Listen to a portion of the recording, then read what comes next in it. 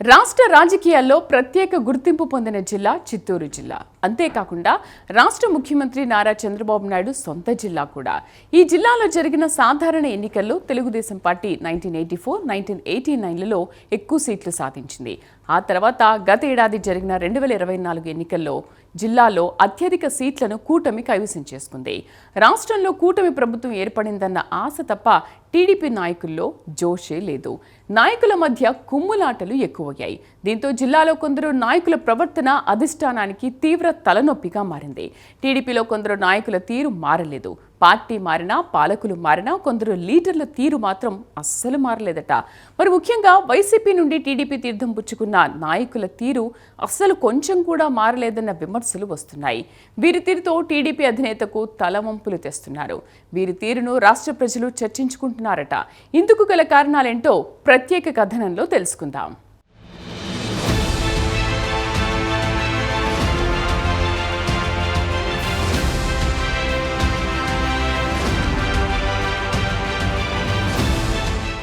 చిత్తూరు జిల్లా దేశంలో ప్రత్యేక గుర్తింపు కలిగినటువంటి జిల్లా. నారా చంద్రబాబు నాయుడు సొంత జిల్లా. ఈ సొంత జిల్లాలోని కొందరు టీడీపీ నాయకుల తీరు సీఎం చంద్రబాబుకు తలవంపులు తెచ్చిపెడుతున్నదట.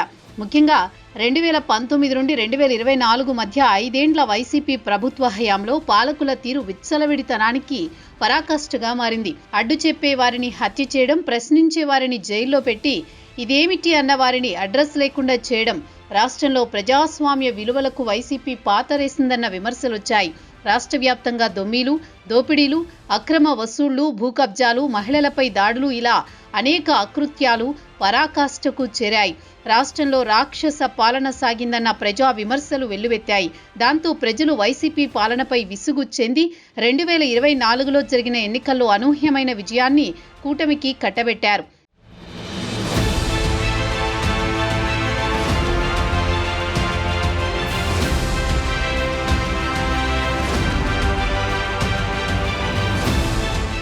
దీంతో తెలుగుదేశం పార్టీ చిత్తూరు జిల్లాలో 1984, 89 తర్వాత 2024లో ఎక్కువ సీట్లు సాధించింది.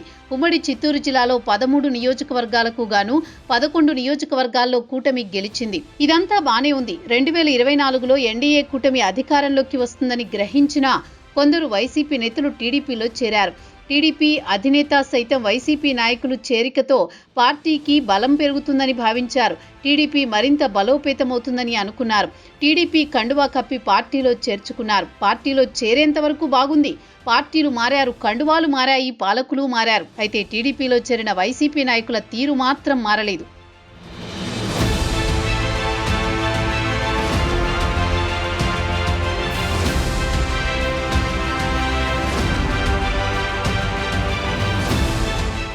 సత్యవేడు ఎమ్మెల్యే ఆదిమూలం వైసీపీలో ఉన్నప్పుడే మహిళలతో రాసలీలలు సాగించారు. వైసీపీని వీడి టీడీపీలో చేరినా అతని పాడు బుద్ధి మాత్రం మారలేదు. ఓ మహిళతో రాసలీలల వీడియో బయటకు రావడంతో పార్టీ అధినేతకు తలవంపులు తెచ్చిపెట్టింది. సత్యవేడు ఎమ్మెల్యే ఆదిమూలం ఇష్యూ రాష్ట్రంలో పెను సంచలనమైంది. దాంతో అధికారంలోకి వచ్చిన తొలినాళ్లలోనే సత్యవేడు ఎమ్మెల్యేను పార్టీ నుంచి సస్పెండ్ చేశారు. ఇదిలా ఉండగా నగరి నియోజకవర్గంలో వైసీపీ నుంచి టీడీపీలో చేరిన వారికి మాత్రం ప్రాధాన్యమిస్తున్నారని, ఆది నుంచి పార్టీ వెన్నంటే ఉంటున్న తమను పట్టించుకోలేదన్న ఫిర్యాదులు చంద్రబాబు దృష్టికి వెళ్లాయి.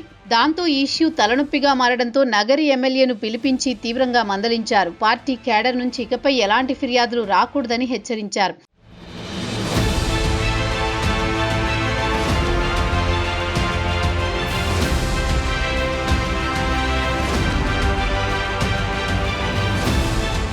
ఇక చిత్తూరులో మైనర్ బాలికపై అత్యాచారానికి పాల్పడిన యువకులు వైసీపీ నుండి టీడీపీలో చేరిన వారే కావడంతో ఈ ఇష్యూని వైసీపీ నాయకులు తమ సోషల్ మీడియాలో ట్రోల్ చేశారు. దాంతో ఇష్యూ పొలిటికల్ టర్న్ తీసుకుంది. పార్టీకి తలనొప్పిగా మారింది. దీంతో చంద్రబాబు రాష్ట్ర హోంమంత్రికి సూచించడంతో హోంమంత్రి ఆదేశం మేరకు జిల్లా పోలీసులు ఆ యువకులపై కేసు పెట్టి జైలుకు పంపడంతో సమస్య సద్దుమణిగింది.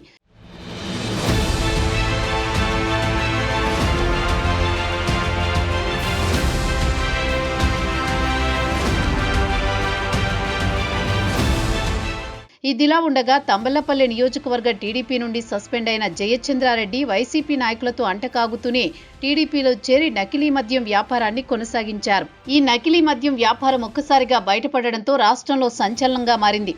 రాజకీయ ప్రకంపనలు సృష్టించింది. ఇటు సీఎం చంద్రబాబు అటు పార్టీకి చెడ్డ పేరు తెచ్చింది. రాజకీయ పరమైన విమర్శలు ఎదుర్కోవాల్సి వచ్చింది. దాంతో అతన్ని సైతం పార్టీ నుండి సస్పెండ్ చేశారు.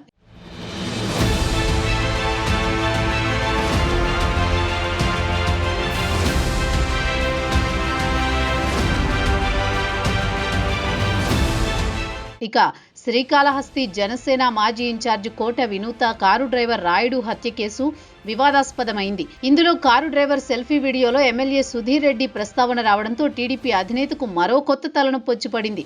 ఇప్పటికే సత్యవేడు, తంబళ్లపల్లి పార్టీ ఇన్ఛార్జీలను సస్పెండ్ చేసి పక్కన పెట్టారు. ఇక శ్రీకాళహస్తి ఎమ్మెల్యే వంతు ఆ జిల్లాలో జోరుగా ప్రచారం సాగుతోంది.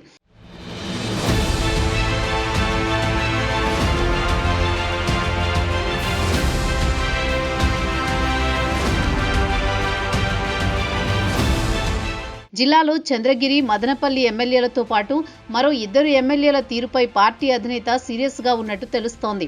ఇందులో భాగంగానే వారిని పిలిపించి చంద్రబాబు తీవ్రంగా మందలించారట. నియోజకవర్గంలోని ప్రజల నుంచి గాని, పార్టీ శ్రేణుల నుంచి గాని ఎలాంటి ఫిర్యాదులొచ్చినా పక్కన పెడతానని హెచ్చరించారట చంద్రబాబు.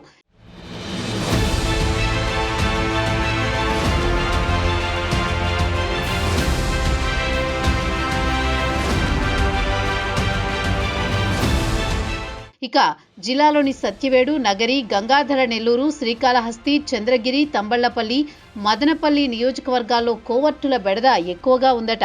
ఇది ప్రస్తుతం టీడీపీ అధినేత చంద్రబాబుకు తలనొప్పిగా మారిందట. వైసీపీ నుంచి టీడీపీలో చేరిన నాయకుల వల్లే నేడు టీడీపీ అధినేతకు రోజుకొక తలనొప్పి పుట్టుకొస్తోందట. పార్టీ బలపడుతుందని, మరింత పటిష్టమవుతుందని భావించి వైసీపీ నుంచి టీడీపీలోకి వచ్చిన వారికి కండువా కప్పి చేర్చుకున్న చంద్రబాబుకు నేడు అలాంటి వారి వల్లే చెడ్డ పేరు రావడమే కాక రోజుకో సమస్యతో తలనొప్పిగా మారారు. తలవంపులు తెచ్చిపెడుతున్నారు. అట్టి వారిపై చర్యలు తీసుకోకపోతే అధినేతపై పార్టీ క్యాడర్లో నమ్మకం సల్లగిల్లే అవకాశం ఉంది. ఇలాంటి కోవర్టుల వల్ల పార్టీ ఉనికికే ప్రమాదముందని జిల్లా టీడీపీ సీనియర్ నాయకులు అభిప్రాయపడుతున్నారు. పార్టీలోని కోవర్టులకు చెక్ పెడతారో లేదో వేచి చూడాలి.